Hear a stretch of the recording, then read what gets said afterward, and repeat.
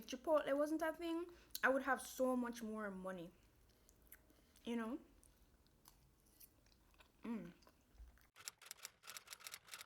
Me say baby, come have a good time, bust a bad time. Who say you want, give me something long time. Me deal with the thing, rough something like crime. Hi guys, welcome back to my channel. If this is your first time, my name is TREVONAE, and today I'm going to be recording a college advice video slash Q&A slash mukbang. So I'm not sure how interesting the food aspect of this video will be, but to be honest, I've had this Chipotle in the fridge for a while and I've been saving it for this video, so the video I have to record regardless. So here's the deal, right? I don't have my ring light, so we're working with natural lighting today. Hopefully I'm not shifting too much. I asked people on Instagram and Twitter to ask me questions about Howard or about college in general, you know, just advice, tips, my experience and stuff like that. So I got a few questions, not that many because not many people wanted to respond, and that's okay, that's fine. So I'm gonna answer those first, then I'm gonna go into the segment just talking about my general tips based on my experience as a freshman at Howard. I don't know it all. I do not know it all. As much as I act like I do, I don't. Who'd have thought, right? So I have them on my phone here, my handy dandy iPhone 6s. If anyone wants to help me with an upgrade, I will give you my Cash App, PayPal, Zelle. I do it all. First question: have you met any celebrities? I haven't, like, directly or personally, but Howard is kind of known to be a hot spot for celebrities to pass through. There's lots of celebrity alumni. They oftentimes come back to campus to, you know, speak to the students. I've seen Nick Cannon. I've seen him. Like, I was on this side of the road and he was on the other side of the road. He was coming from Starbucks, right? So I was just like walking and I see this man with this turban. I say, yo, no, Nick Canada. How long did it take to settle in? Like, the first night, the first week, it wasn't hard for me at all. I was just really in my own, you know, being happy that, yeah, I was at college, you know, rated. Within the first month though, like coming to the end of the first month, that's when the homesickness really started to hit. That was the time when I saw all of my friends at home, like going to UE or UTech. I felt really kind of out of the loop. I was watching them going to all the parties. I was having a terrible time with American parties. I don't like them. And I started to feel really homesick. I was wondering, like, wow, did I make the right decision? Should I be back in Jamaica? Will I ever fit in? You know? So what helped me to get settled in was becoming really involved extracurricularly. I had applied for her campus Howard chapter before I even got on campus, and then the next thing I became involved in was the Freshman Leadership Academy. We have lots of workshops and seminars and like bonding activities, so I kind of had that type of community coming in, but it took me a while to get settled in the social aspect in terms of finding like my circle or finding people that I really resonated with. But I'm gonna speak more about like social life and my process in the later part of the video. Yeah. As an international student, was it hard to adapt to the American education system? I wouldn't say it was hard. It was kind of tricky though. Like, based on like how we did things in high school and stuff, right? I kind of had this attitude that, okay, even if I didn't do this well in this little like coursework or this assignment, I know I'd put my foot into the final exam. I'd put my foot into the end of term and I would get a good grade and then I would be good. With college, I don't know if this is just a college thing or just an American system thing. It's probably just a college thing. Basically, every mickle make a muckle, so every assignment really adds up. So I couldn't like coast through the semester and rely on doing really well on the final exam. I had to make sure that I was on top of things, dotting my I's and crossing my T's from as early on. Hold on, why not eating a beer? Hold on there. It's a mukbang, hold on. So this is my standard Chipotle order, guys. I have white rice, black beans, never pinto beans. I have tomato something, and corn, and lettuce. I don't know how that. Yeah, and chicken. A tortilla on the side because I love extras. Because if you can get it for free, why not? Am I right? Like in high school, I was used to just, you know, I can just write up an essay and then I go see it and say, wow, TREVONAE, you can write. 100%. College showed me that that wasn't really the case. I remember I wrote this paper and I thought it was great, but the teacher kind of saw through me. You kind of saw that it was kind of a lot of fluff, that yeah, I know things, but how are you applying this? How are you linking the ideas? And I said, okay, you caught me red-handed, okay? I definitely think CAPE kind of gave me a good preparation in terms of how to approach, like, yeah, you know, yeah. It'll be in any class that can be talking about anything and I'll be like, yes, thank you. In Jamaica, what we do, or I'll say, oh, in the Caribbean, what we do, or in Jamaica, I learned that, and they're sick of me. What's dorm life like? I lived in the Harriet Tubman Quadrangle. The best freshman dorm, if you're considering going to Howard, live in the quad, okay? We had our fair share of issues, you know, the construction that was going on, that still is going on. Sorry, HU24, probably not gonna do it by the time you reach. But dorm life was really good for me. So how the quad is set up is that there's 5 different buildings. Most of my friends lived in the quad. And so because the buildings are connected in a sense, it was really easy for me to go over to my friends, to hang out, to have sleepovers and stuff like that. The quad really preaches about sisterhood, and that's something that I really experienced. I lived in Baldwin Hall, B2, Baldwin Batty, and so I could message in the group chat at 2 a.m. and say, hi, does anyone have an elastic band? And someone would knock on my door and come give me an elastic band. I think by the time this video is up, my dorm tour should be up, so you'll see how the bathrooms are like. But the bathrooms aren't that bad, really. As long as you and your floor mates have a certain type of respect for each other, it won't be like that messy and ting and ting and ting. And when like Corona did break out and I realized that I would have to like leave, dog, I'm so sad right now. I am so sad right now. I was so vexed, dog. Next question. How does it feel to go to Howard as a Jamaican? Okay, so for those of you who don't know, Howard is an HBCU, which stands for Historically Black College or University. HBCUs refer to colleges that were founded in the United States to cater to African American people before African American people were allowed to go to PWIs, or predominantly white institutions. From a racial perspective, obviously I don't feel like odd at all. It's a really diverse campus, so there's lots of people from all over the world. I don't feel like weird being an international student or like not being American. There's lots of Jamaicans on campus, lots of Caribbean people in general, so I don't feel like I don't have like a community or that I don't fit in regards to how I relate to like my American peers. I'm not really met with much like ignorance, except there's one time, all my friends know this story. I was hanging out with this group of girls and I was introducing myself and I said that I'm from Jamaica, and sis goes, oh, you're from Jamaica? Your English is so good.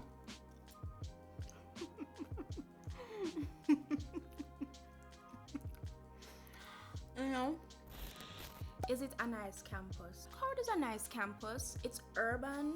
Is that what it's urban? It's an urban campus. Howard is in the city of Washington, which is in the District of Columbia, not a state. The District of Columbia is not a state. Aesthetically, there's lots of bricks. A lot of the buildings have a lot of historical value, so they're pretty. God, bro. Here comes the light again. I think Howard has a reputation as a party school. Like there's parties on like weekends and most of the parties are like off campus anyway. But in terms of like vibes and like energy, like going to Howard, I feel like I'm a part of something like bigger than me. It sounds really cliche, but that's really how I feel, because Howard is a school that has lots of historical and like cultural like value. I just feel like I'm really a part of something bigger than myself. I'm a student at the Mecca. Next question. How did you prepare for the SATs as best as possible? Triggered. I didn't prepare for the SATs as best as possible. For my situation, it was probably as best as possible, but not like in general. I didn't go to any SAT classes. I did some one-on-one tutoring with a math teacher at my school. Math was and still is a very weak area for me. I used this big Helaba SAT book to practice. I did lots of practice tests from the book, and I did the ones that I could find online. For a lot of people who are trying to be international students at an American university, it's something that they've kind of been planning for a while. For me, that wasn't the case. I had planned to go to UE to study. At first, I was gonna study law, and then I decided I was gonna study media. It was just one day in lower 6. You know, like when Raven have the vision, I was like, I want to study in the United States of America. And so I said, Mommy, I want to study in the United States. She looked at me, she said, okay. She said, well, all right. If you get a scholarship, you can go, you know, so you can't go without a scholarship. So I said, okay. I said, okay. Challenge accepted. I did the SATs for the first time in March, and then I prepared in the summer, and then I sat the exam again in October. I applied to Howard with a 1290 and I got in, so cheers. How has your Howard experience been? Overall, my Howard experience has been a really good one. I'm really grateful that I'm able to attend Howard University. I mean, at first it was rough, adjusting in a way. I was really homesick. I didn't really have that many friends, so I was kind of lonely, kind of sad, separate and apart from like the loneliness that I experienced when I first got there. Howard is a place that has really pushed me to grow. I used to hear this in like videos that I watched before I got to Howard, that you'll get to Howard with all these accolades from high school, you know, you are this president, you are that president, you are head boy, head girl, this, that, and the third. And you get to Howard and you realize that that doesn't make you unique, because hundreds of other people have the same qualifications as you do on paper. You realize quickly that you just have to try and find a way to leave your mark. So you kind of have to leave all your hype, your clout from high school behind if you're the type of person to have that mentality. There's so many inspiring people like around you at all times, just always pushing themselves to be better. Howard has definitely pushed me to always try to be better. I think in general, Howard definitely has some like innate problems that need to be solved at the root. So for example, things with communication, you know, there's always a financial aid scandal or something like that. There's some infrastructural problems in Howard that can sometimes and oftentimes trickle down to the students. I think you just really have to be on your P's and Q's, cross your I's, dot your I's and cross your T's, be on your P's and Q's when it comes to things, so that Howard's admin doesn't play you. Make sure you keep records of everything, make sure you get the name of people who you spoke to sort a problem out and things like that. But overall, my Howard experience has been really great. I'm very, very grateful that I'm able to grow and learn in such a como se dice, great environment. Does your scholarship pay for your dorm, and does it pay for your meals? So unfortunately it doesn't. The scholarship that I have is called the HU Leadership Scholarship. It's kind of an umbrella like scholarship, so a lot of people have that scholarship, but like in different amounts. My scholarship covers my tuition, but I have to pay for my room and I have to pay for my meal plan, which is still relatively pricey, which is why I'm always on the hunt for other outside scholarships. So those are all the questions that I got. Now I'm gonna go into my tips and advice for you as a rising sophomore. My first tip is that time management is key. Don't hear it and just say, okay, yeah, sure, I hear that all the time. Time management is key. Lots of people go into college thinking that, okay, college is gonna be easier than high school because I have more time on my hands, I have more free time, I won't have to be in classes like throughout the whole day. I won't say that's 100% true, and I won't say it's 100% false. Everyone's perception of what's easy, like it varies based on their experience or their expectations. What I can say is that how well you manage your time definitely influences how hard or how easy things will be for you. Maybe you have 2 classes a day, or maybe there's one day you have 3 classes, there's one day you have 4 classes, there's one day you have a 9 a.m. or 8 a.m. God forbid. If you manage your time well, you can make sure that the free time that you have can actually be free for you. When you have 4 classes for the day and you have a 3-hour gap between 2 classes, don't use those 3 hours to sleep. Don't use those 3 hours to sleep. So rather than using those 3 hours to sleep, use those 3 hours to rewrite the notes from your previous class, or use it to study for a quiz that you have tomorrow. Just use it doing something productive, doing some work in advance. So when you do that, at the end of the day, you won't have to use the whole night being stressed, or you won't have to stay up late doing an assignment, and you can actually take some of that time to relax and rejuvenate so you don't feel burnt out. And that also applies to friends and extracurricular activities. Being organized really helps. So I would suggest that you get a planner. It can be a physical planner, or it can be a planner that you have on your phone. I also use Google Calendar. My mentor recommended this to me and it changed my life. So this is what it looks like. So I have all of my classes, just different events or activities that I have to do. Getting into the habit of always putting my information in there, it makes me less likely to forget things or to have things that overlap.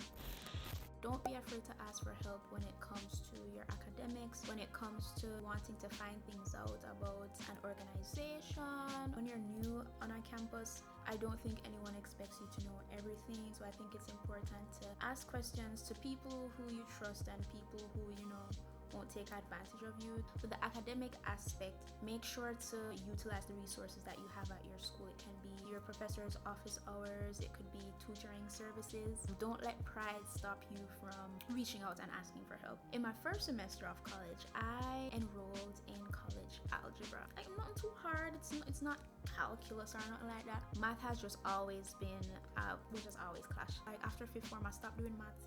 I say, yeah, man, I have to do this again. Dash right calculator and everything. So till I had that revelation, that eureka moment that I mentioned, and I realized that I have to do math because I had to do the SATs. After I did the SATs now, but dash for the calculator again, I was saying I have to do maths again. Then boom, I get my course outline for like my major, and I realized that I have to do math.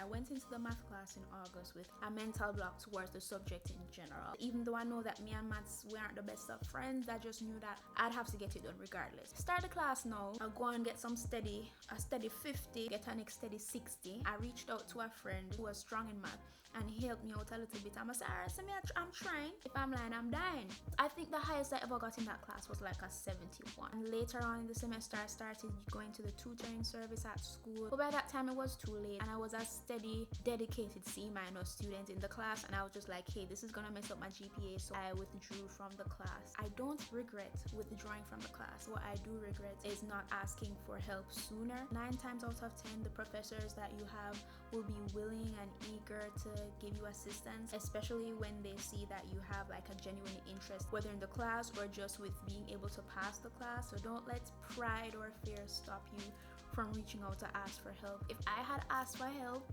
early on, I would have gotten my A and done with maths, but now I have to do it again next semester. So my next tip is don't be boomy. The freedom you get when you first get to college can be intoxicating. While I definitely think that in college we should let loose, have fun, try new things, meet new people, do things we haven't done before, but not at the expense of our values or reputation, at the expense of what we're really comfortable with. I don't think that I've ever experienced peer pressure as much as I have before I got to college. When I say peer pressure, I don't mean that people are in my ears. Like, it's not like there's people actually telling me directly to do something. I got to college and everything seemed so shiny and new. I kind of felt kind of odd, like if there was something like off with me, because I wasn't gravitating in the same direction that everyone was. I think in college it's really easy to get swept up into the hustle and bustle of things because there's always something going on. In terms of navigating things socially, it's just really important to strike a balance between being spontaneous and putting yourself out there, but at the same time being careful. If you're gonna try something new, make sure you're doing it because you really want to do it, or you think there's a reason to do it, and not just because you think you have to. Don't go to the party just because all of your floor mates are going, but you know that the location of the party looks sketchy, and you know that if you pay for the Uber, you won't have no money leave on your card if you pay for the Uber. Don't go to the party, just use your common sense. Don't join an org just because it's a popular org, or just because all of your friends are doing it, or because people told you it will look good on your resume. Join the org because you have an actual interest in what the org is about. Don't drink the mystery juice if you don't know what kind of juice in the mystery juice. And I'll leave it at that. On the flip side, don't be too careful to the point that you clip your wings and you hold yourself back. When you're trying something new, only two things can happen. It's either it goes exactly how you wanted it to, and then you get a new friend, or you get a new hobby, or you just have a nice memory to look back at, or it doesn't go the way you wanted it to and you learn a lesson, or you gain some experience, or you just have a funny story to like reflect on, or like tell your grandkids like down the line. And this is one of the most important things I think for me, is to try to make meaningful relationships. Don't expect that you meet your absolute best friend, your future bridesmaids, the godmother of your future kids. Don't expect that you meet them in the first week or month or even the first semester of college. You're gonna meet a lot of people, and some of those people you'll realize that I have something in common with this person or these people, and I want to continue fostering a friendship with them and to build a meaningful relationship. Whereas there's some people who you just won't click with like that, and that's fine. In my first semester, I guess in theory I knew a lot of people, but at first I didn't really have many people that I could call my friend, that I could hold a decent, meaningful, substantial conversation with, that I could speak to about problems that were happening in my life. That was really important for me because I'm a very emotional person and I like to be able to trust people with my emotions. Don't feel inclined to hanging out with a person or with some people just for the sake of saying that you have someone to hang out with or you have friends. If your spirit don't take the person, don't try to force your spirit to take the person. So for me, it took time, as well as me putting myself out there and reaching out to really find people who I could call and who I could consider my friends. Me and these people are really different. We have different personalities, we have different majors, we have different interests, we even have different nationalities. The diversity in the people that I associate myself with allowed me to learn new perspectives, learn new skills, new interests, learn about different cultures. I've learned to understand and acknowledge and appreciate the different ways that people communicate or that they express their emotions. The differences that we all have, they allow us to pour into each other in a very healthy way. So I give them something, they give me something. We help to develop each other. I'm grateful that I try to make friends in an organic way, because that way I ended up meeting some of the most important people in my life. I'm very grateful for my friends that I met at college. They have made my experience what it is. Big up my friend them, the dogs them. Outside of making meaningful friends, it's important to make meaningful connections, to network.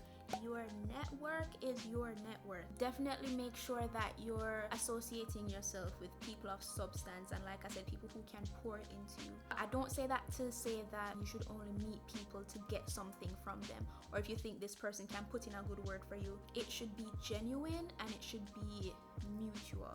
Some of the organizations that I'm involved in, I have people who have common interests as me. So for example, in her campus, I'm around people who are also interested in journalism, in media, in digital content creation and stuff like that. You know, if I want to reach out to get advice on something, or someone who can give me some tips on how I can improve my writing and things like that. I say that to say, by surrounding myself with these people who have similar interests as me, I can help develop them and they can help to develop me as well. Making connections with these people, that's how you create your network.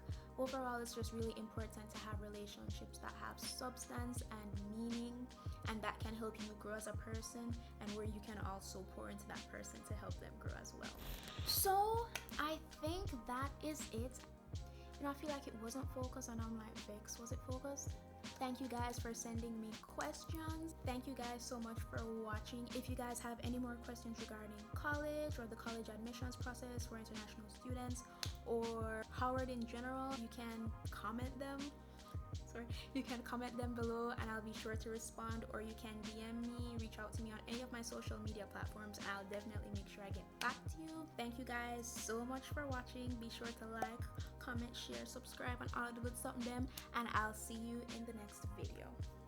Bye. Here's so funny right now. Bye.